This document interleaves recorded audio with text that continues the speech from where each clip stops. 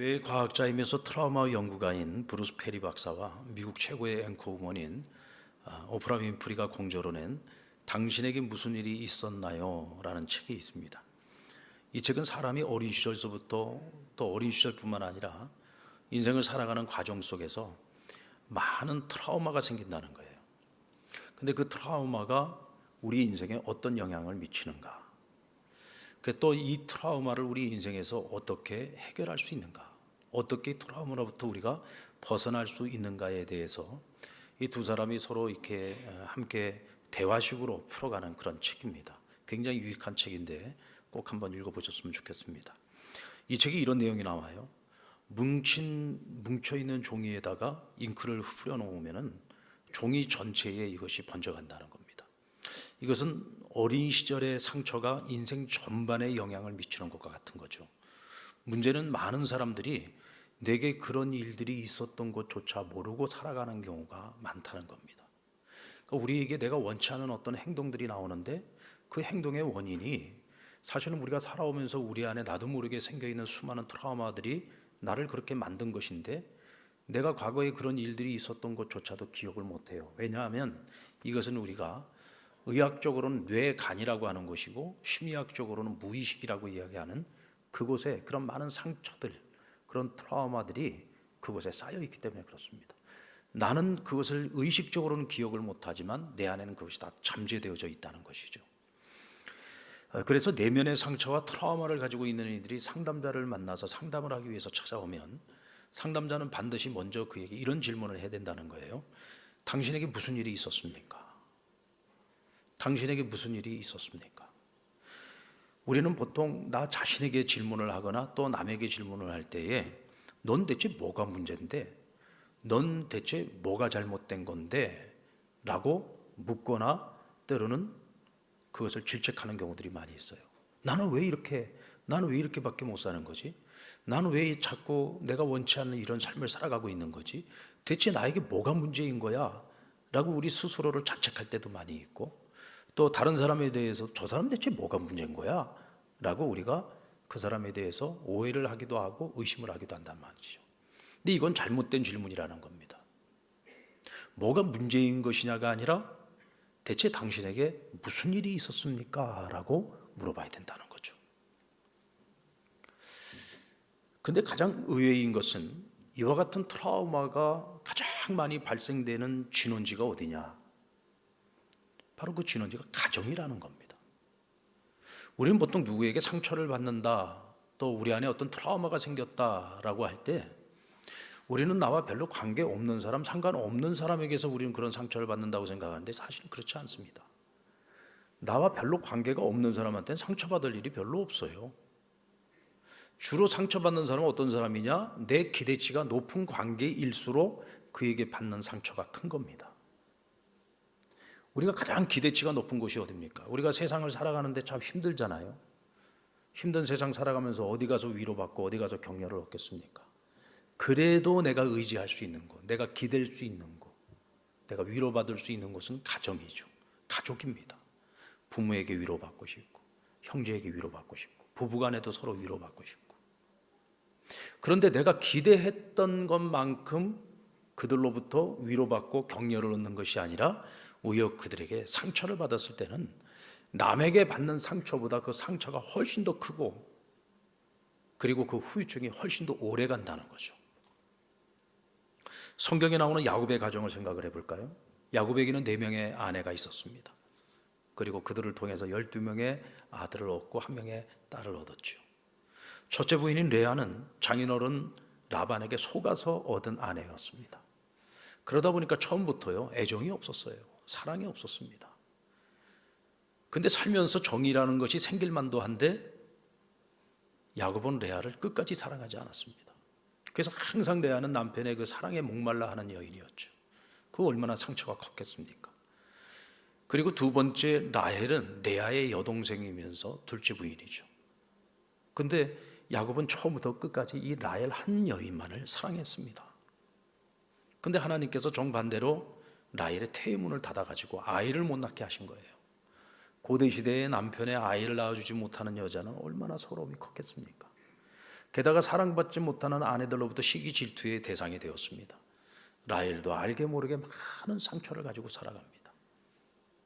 그리고 빌하와 실바라고 하는 두 아내도 이 두 여주인의 몸종들이었는데 레아와 라헬이 서로 시기하고 질투하는 과정 속에서 자신들의 몸종들을 야곱의 아내로 또 준 거예요. 그리고 그 사이에서 또 아이들이 태어납니다. 그러니까 그들은 비록 야곱의 아내들이 되기는 했지만은 본래 여주인의 그늘에서 벗어나지를 못해요. 그런 이 여인들에게도 얼마나 상처가 많았겠어요. 근데 이 여인들의 자녀들은 또 얼마나 상처가 많았겠습니까? 그 어머니들이 아버지 야곱으로부터 사랑받지 못하면서 가슴앓이 하면서 살아가는 그 모습을 옆에서 지켜보면서 얼마나 그 아버지가 원망스러웠겠습니까? 오로지 라헬만 바라보고 또 라헬이 늦게 낳은 아들 요셉만을 편애하고 사랑하는 모습을 보면서 얼마나 그 아버지가 믿고 또 요셉이 미웠겠어요. 이런 가족사 안에서 얼마나 많은 상처와 아픔이 그 가족 구성원들에게 있었겠습니까? 결국 이것이 상처가 되고 트라우마가 돼서 나중에는 그 아들들이 요셉을 노예 상인에게 팔아버리는, 본래는 죽이려고 했다가 나중에는 팔아먹지 않았습니까? 이건 반인륜적인 범죄를 저지른 거죠. 이것을 우리는 그냥 단순히 하나의 사건으로서만 볼 일이 아니라는 거죠. 왜 이런 일이 일어났을까? 대체 이 가정에 무슨 일이 일어났었기 때문에 이런 반인륜적인 범죄가 이 가정 안에서 일어났던 것일까? 이것이 여러분 우리가 그냥 단순히 믿음의 사건으로만 보면은 그렇지만은 이것을 한 가정의 한 개인의 인간으로서 생각을 하고 그들을 바라봤을 때에는 오죽했으면 그런 일이 일어났을까라는 생각이 들 정도로 이 가정은 상처와 트라우마가 가득한 가정이었다는 것을 알 수가 있죠. 결국은 이 상처와 트라우마가 결국 그 자녀들을 무서운 괴물로 만들어버리고 말았던 겁니다. 요셉이 죽었다고 거짓을 고하지 않았습니까? 그 아버지가, 그 늙은 아비가 날마다 그 아들이 죽은 줄 알고 괴로워하고 통곡하고 눈물 흘리는 모습을 그들 또한 한 집에 살면서 지켜봐야 됐단 말이죠. 또 다른 상처와 또 다른 트라우마가 그들 안에 생기지 않았겠습니까? 자, 그렇다고 해서 여러분, 상처 입은 사람이 어떤 트라우마가 있다고 해서 그들이 반드시 꼭 그렇게 불행해지는 것만은 아닙니다. 오늘 본문에 나오는 이 다윗의 이야기는 전혀 다른 이야기를 우리에게 보여주고 있습니다. 선지자 사무엘이 하나님께서 이제 사울을 패하시고 사울 다음으로 하나님이 기름 부어 왕으로 세울 자를 하나님께서 정해 주시기 위해 이새의 가정을 방문하게 하십니다. 사무엘이 이 집에 갔을 때에 아들들이 전부 대기하고 있었어요. 그런데 그 아들들 중에 하나님께서 택한 자가 없는 거예요. 아들들이 워낙 다들 출중하다 보니까 저들 중에 하나님께서 기름 부을 자가 있는가 보다 한껏 기대를 했는데 한 명 한 명 지나가는데 어느 누구 하나 하나님께서 바로 저 사람이다 라고 얘기하는 자가 없었어요. 그래서 이새에게 묻습니다. 이 아들들이 전부냐? 혹시 다른 자식이 있느냐? 그러자 이새가 말합니다. 막내 아들이 있는데 그 아이는 양을 지키고 있습니다. 다윗이라고 그 이름을 말하지도 않았어요. 막내 아들이 하나 남아있다. 그 막내 아들만 이 자리에 참석하지 않았다는 겁니다. 근데 그 아이가 뭐 하고 있느냐? 지금 들에서 양을 지키고 있다. 이 아버지 이새에게 이 막내 아들 다윗은 그렇게 중요한 존재가 아니었던 거죠. 소외된 존재였던 겁니다. 이제 15살밖에 안 된 이 아이가 할 수 있는 일이라고 하는 것은 양을 치는 일이 전부인 이 아버지가 생각할 때에 굳이 사무엘과 함께 만나서 제사를 드리고 또 식사를 하는 이 자리에 이 막내 아들 다윗은 굳이 참석할 필요가 없는 그런 아들이었던 거죠. 별 볼 일 없는 아들이었던 겁니다. 어쩌면 버려지는 패였는지도 모르죠. 그저 한낱 가장 작은 아이에 불과했던 겁니다. 블레셋과 전쟁을 치르고 있는 형들에게 도시락 배달을 갔던 다윗에게 가장 큰 형, 맏형이었던 엘리압이 다윗에게 한 말을 들어보면 그가 얼마나 형제들에게도 무시당하고 살았는지를 알 수가 있어요. 사무엘상 17장 28절 말씀에 보면은 그가 다윗에게 노를 바라여 이르되 내가 어찌하여 이리로 내려왔느냐? 들에 있는 양들을 누구에게 맡겼느냐? 나는 내 교만과 내 마음의 완악함을 아노니 내가 전쟁을 구경하러 왔노라. 지금 여러분 다윗이 전쟁터에 와 있는 겁니다. 그것도 도시락 배달하려고. 이건 여러분 죽음을 각오하고 여기까지 온 거예요. 언제 죽을지 모르는 전쟁터로 지금 찾아온 것 아닙니까? 얼마나 감사한 일이고 귀한 일이에요. 그러면 동생에게 고맙다고 미안하다고 해야 될 이 상황 속에서 오히려 그 동생을 꾸짖었어요. 너 양떼들은 나 어떻게 하고 여길 지금 내려왔어? 너 내가 평상시에 너가 얼마나 교만한 인간이고 얼마나 완악한 인간인지를 내가 잘 알고 있는데 너 왜 네가 할 일을 다 버리고 여기까지 온 거야? 너 지금 여기 전쟁 구경하러 온 거야? 그리고는 지금 목숨 걸고 형들에게 도시락 배달 온 동생을 이렇게 다그치고 있는 겁니다. 여기에 이 말 속에는 전혀 애정이 담겨 있지 않아요. 동생을 조금이라도 귀하게 여기는 마음이 없는 거죠. 도무지 이것이 친형제인가라는 생각이 들 정도로 아주 동생을 무시하고 있는 것을 볼 수가 있습니다. 소년 다윗은 아버지에게나 형제들에게나 전혀 존재감 없는 그런 아들이었던 것을 알 수가 있습니다. 가족에게 버림받고 무시당하고 존재감 없는 상처투성이의 환경 속에서 그는 자랐던 것이죠. 여러분, 만약 이런 환경 속에서 자라는 자녀라면 과연 그 아이에게 자존감이라는 것이 있을까요? 자존감이 있겠습니까? 무슨 자신감 같은 게 있겠습니까? 그런데 오늘 뒤늦게 나타난 다윗의 모습을 보면 우리가 상상할 수 있는 모습과는 너무나 정반대의 모습을 보게 됩니다. 우리 12절 말씀을 같이 한번 읽어볼까요? 12절 시작. 이에 사람을 보내어 그를 데려오매 그의 빛이 붉고 눈이 빼어나고 얼굴이 아름답더라. 여호와께서 이르시되 이가 그니 일어나 기름을 부으라 하시는지라. 자, 다윗의 모습이 어떤 모습입니까? 열등감으로 가득한 모습인가요? 소외된 자의 모습입니까? 불행한 모습인가요?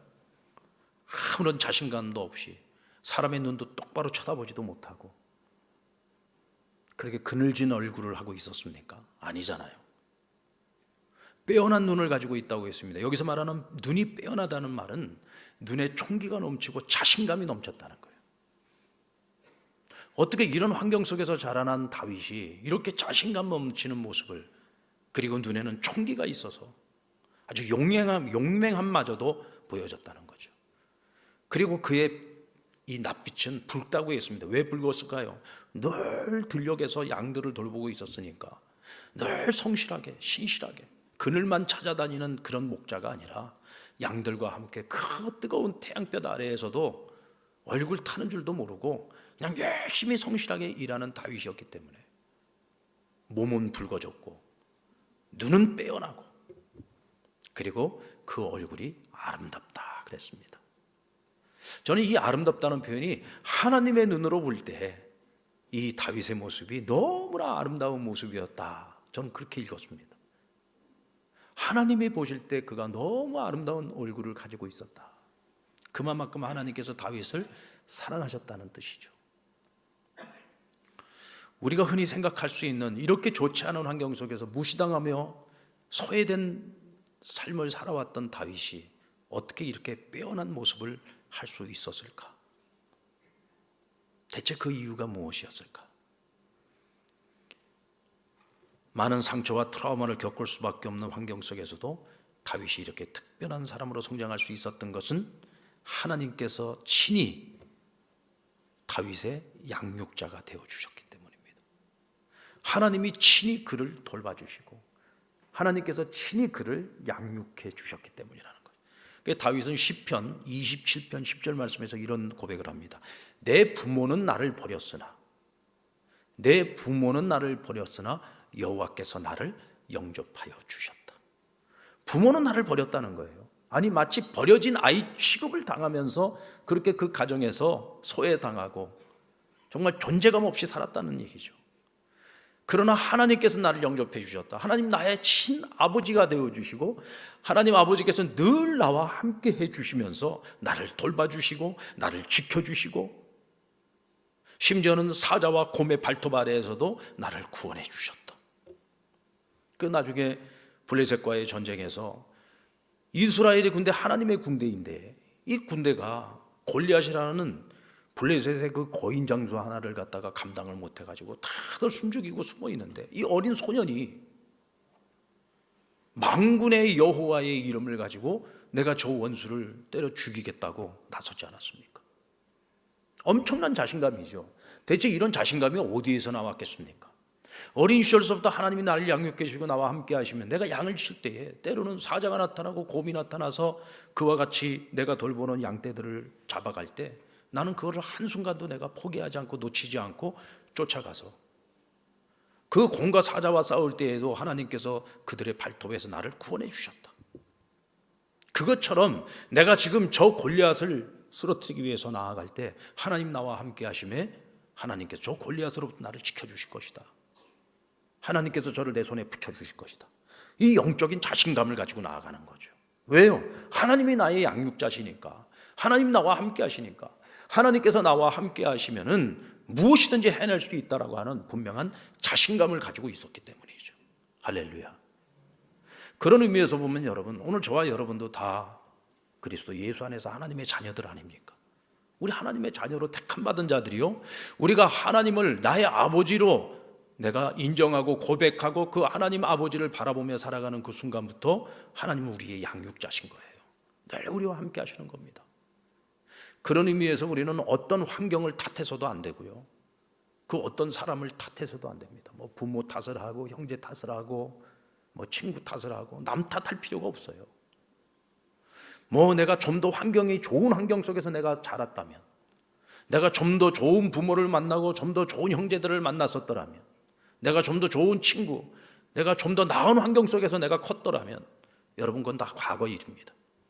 내가 과거가 어떤 상처가 있었든지 어떤 트라우마가 있든지 이제는 하나님 아버지를 내 아버지로 모시고 그분의 양육을 받으면서 우리가 살아가는 한 우리는 더 이상 과거에 매여서 지난 날을 탓할 필요가 없다는 거죠.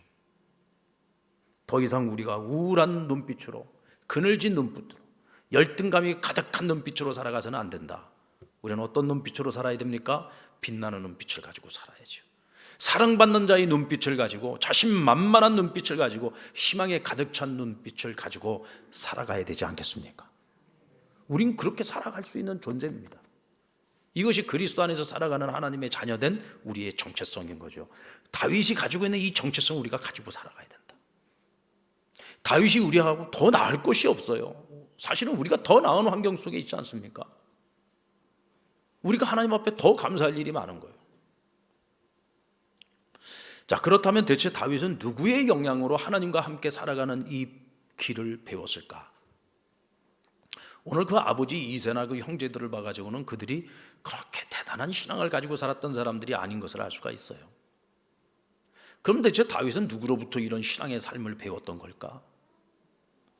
우리는 그것을 다윗이 쓴 시편 가운데서 그가 다윗 자신의 어머니에 대해서 추측할 만한 그런 고백들을 하고 있는 것을 볼 수가 있습니다.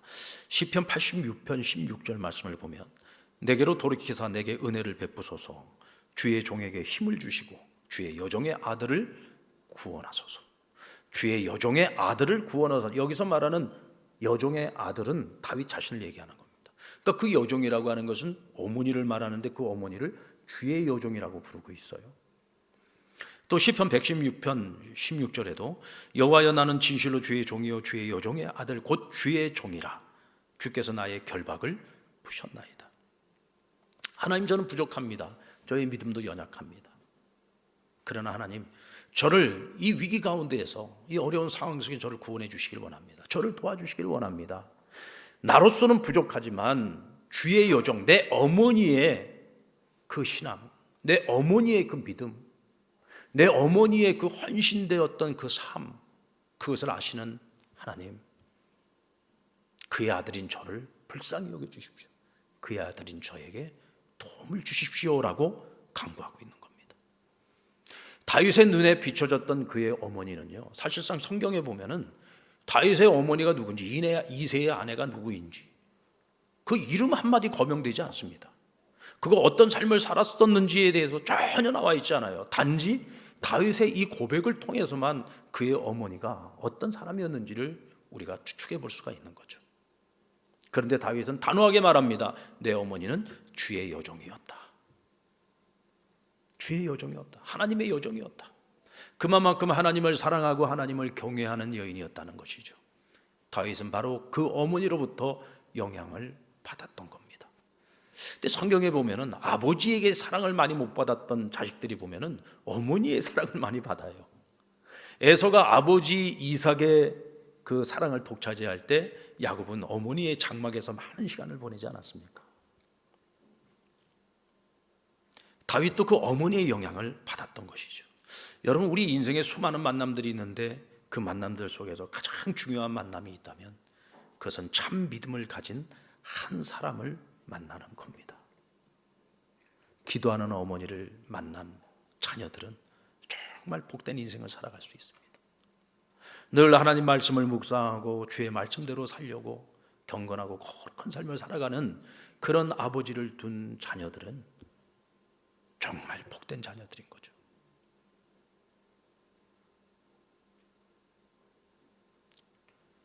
우리 가문에 처음 믿음을 갖게 된 그 한 사람, 우리 가정에 믿음을 가지고 믿음을 따라 살려고 잘 애쓰며 노력하며 살았던 그 한 사람. 여러분, 그 한 사람이 그 가정에서 아무것도 하지 않았다면 그 가정이나 가문에 일어날 일은 없겠죠. 그러나 그 한 사람이 그 가정 안에서 그 가문 속에서 믿는 자로서 마땅히 해야 할 일을 하기 시작한다면 가정이 변화될 수 있습니다. 가문이 변화될 수 있습니다. 자식들이 변화될 수 있고 남편이 변화될 수 있고 부모도 변화될 수 있고, 어쨌든 그 한 사람이 정말 중요하다는 거죠. 어쩌면 오늘 우리들도 그 한 사람을 만났기 때문에 우리가 지금 이 자리에 있는 것일 겁니다. 또 우리들 가운데는 누군가 그 가정과 가문에서 그 한 사람이 되어야 하는 분들도 계실 겁니다. 근데 바로 그 한 사람들이 자기 역할을 감당해서 선한 영향력을 미쳐야 된다는 거죠. 어디에? 가정에 그 영향을 미쳐야 됩니다. 부부간에 영향을 미쳐야 될 것이고, 자녀들에게 그 영향을 미쳐야 될 것이고, 형제들에게도 영향을 미쳐야, 친족들에게도, 또 우리가 함께 밥 먹는 좋은 친구들이 있다면, 이웃들이 있다면 그들에게도 우리가 이 선한 영향을 미쳐야 되겠죠. 다윗의 어머니가, 다른 자녀들은 모르겠습니다만 적어도 이 다윗 이 한 사람에게 미쳤던 그 영향력이 다윗이 어떤 상황 속에서도 영적인 자신감을 가지고 하나님의 내가 사람이라는 그 분명한 확신을 가지고 나중에는 나라와 민족을 구해내지 않았습니까? 여러분, 나비 효과라는 말이 있잖아요. 나비의 날개짓 하나가 지구 반대편에 영향을 준다는 거 아닙니까? 우리 믿는 사람들이 가정 안에서나 가문에서나 또 우리가 살아가는 세상 속에서 뭐 그렇게 그다지 중요한 역할을 하고 있지는 않은 사람이에요. 그 사람이 하고 있는 일들이 뭐 그렇게 대단한 일은 아닌 것 같아요. 그러나 그들 한 사람 한 사람이 믿음 안에서 내가 해야 될 일들을, 비록 작은 날개짓일지라도 그 일들을 해나가고 있으면 그 영향력이 나중에는 점점 더 커져서 나라와 민족을 살리고 세계 열방을 살리는 일까지도 해낼 수 있는 것이죠. 아멘입니까? 우리가 그런 날개짓을 시작을 해야 된다는 거죠. 그리스도인인데도 전혀 자기 정체성이 없이 가정 안에서도 가문 안에서도 내가 살고 있는 직장이나 또 환경 속에서 전혀 영향을 미치지 못하고 살아간다고 한다면 우린 지금 잘못 살고 있는 것 아니겠습니까? 금년 한 해 2023년 이 한 해 동안 정말 그 어느 해보다도 우리가 믿는 자로서의 선한 역할을 제대로 감당할 수 있는 그런 복된 한 해가 되기를 바랍니다. 하나님의 사랑을 받은 자는 상처를 준 가족도 포용합니다. 다 포용하고 그들 안에 희망의 씨앗을 심지요. 다윗이 사울에게 쫓겨다닐 때 그 아비와 형제들이 결국은 그 유대 땅에서 머물 수가 없어. 그래서 지금 광야로 황무지로 도망을 다니고 있는 다윗인데 그 다윗을 찾아 그곳을 떠나오지 않습니까? 왜요? 가족이기 때문입니다. 가족이기 때문입니다. 이제는 다윗 한 사람이 사울에게 미운 틀이 박히면 그 가정과 가문 전체가 다 미운 틀이 박히는 거죠. 한 운명 공동체인 겁니다. 그러니까 과거에 그렇게 무시했었고 그렇게 소외시켰었던 다윗인데 이제는 다윗과 한 운명 공동체가 되어서 함께 발걸음을 같이 할 수밖에 없었던 거죠. 또 다윗의 입장에서는 지금 내 한 몸 돌보기도 어려워요. 도망 다니고 있습니다. 쫓겨다니고 있습니다. 그런데 그런 와중에서도 다윗은 끝까지 자기 부모, 자기 형제를 책임집니다. 외면하지 않았습니다. 끝까지 책임집니다. 그리고 그 부모, 형제를 위해서 많은 부분을 희생합니다. 이것이 여러분 성경에 나오는 믿음의 사람들의 특징인 것 같아요. 하나님과 함께하는 사람, 하나님의 사람들은요, 절대로 자기 가족을 버리지 않습니다. 그 가족이 때로는 나에게 수많은 상처를 줬고 아픔을 줬다 할지라도 그들을 버리지 않습니다. 그것이 진정한 가족이고 그게 진짜 믿음의 사람입니다. 요셉을 보십시오. 형제들이 자기를 배신하고 그렇게 팔아먹었는데도 불구하고 그 형제들을 만나서 뭐라고 합니까? 당신들이 그 한 일은 하나님께서 하신 일입니다. 그들을 오히려 위로하지 않습니까? 그들의 죄까지도 다 포용해 주지 않습니까? 대체 뭘 말하고 싶었던 걸까요? 하나님 나를 사랑하시지만 하나님은 바로 당신들도 사랑하십니다. 이 얘기하고 싶은 거죠. 당신들도 하나님의 사람들입니다. 이 얘기를 하고 싶은 거예요. 왜요? 과거에 그런 아픔과 상처가 많은 가정이지만 그러나 이 가족이 다시 하나가 돼서 서로 조건 없이 사랑하고 서로를 섬겨주기 위해서는 하나님의 사랑 안에서 하나가 되는 길밖에 없어요. 한 아버지 안에 우리가 하나인 것처럼 이제는 하나님을 한 아버지로 섬기는 믿음 공동체, 예수 공동체, 신앙 공동체가 되었을 때에 비로소 서로에게 받은 상처, 아픔 다 포용하고 다 끌어안고 이제는 조건 없이 서로 사랑하고 섬겨주고 베풀 수 있는 그런 가족이 될 수 있는 거죠. 이게 여러분 믿음의 사람이 그 가정 안에서 심는 희망의 씨앗인 겁니다. 그렇게 요셉의 가정이 회복이 되어졌고 오늘 다윗의 가정이 그렇게 회복되지 않습니까? 다윗의 아비나 그 형제들이 다윗과 한 운명 공동체가 되어서 함께 끝까지 같이 동행하고 있는 모습을 보면 왜 그랬을까요? 그들도 보았기 때문이죠. 뭘 봤습니까? 하나님께서 다윗과 함께 하시는 것을 본 거예요. 하나님께서 다윗을 들어서 사용하시는 것을 본 겁니다. 그러니 다윗을 거부할 수가 없죠. 인정할 수밖에 없는 겁니다. 그를 따를 수밖에 없는 겁니다. 사랑하는 여러분, 우리가 이제 설 명절을 맞이하게 되는데 이제 설을 맞이해서 오늘 여러분들 뭐 가족들이 이곳 창원으로 내려오기도 하고 또 오늘 보니까 우리 성도들이 좀 많이 올라갔어요. 많이들 올라간 것 같아요. 뭐 올라갔는지 더 내려갔는지 모르겠습니다만 어쨌든 지금 가족들이 다들 오늘 만나가지고 이제 다시 식구가 되는 거예요. 여러분 식구가 뭐예요? 함께 밥 먹는 가족이잖아요. 그동안에 우리가 같이 밥 먹는 가족이 못 됐잖아요. 각자 자기들의 삶이 있어서 원근각처에 다 흩어져서 살지 않았습니까? 식구라고 하는 것은 같이 밥 먹는 가족이라는 뜻이잖아요. 근데 같이 밥 먹지 못한 지 오래됐어요. 그러다 보니까 때로는 남보다 못한 형제들도 있습니다.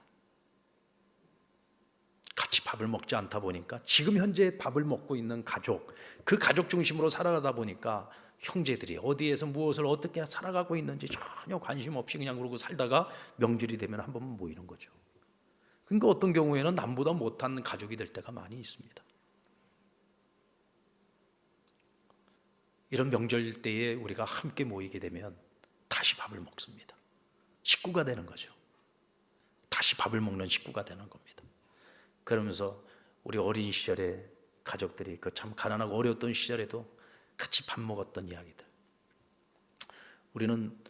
우리 가족은 가족들이 같이 모이면은 누님들이 항상 하는 얘기가 있어요. 우리는 항상 계란 후라이가 주된 주제가 됩니다. 계란 후라이.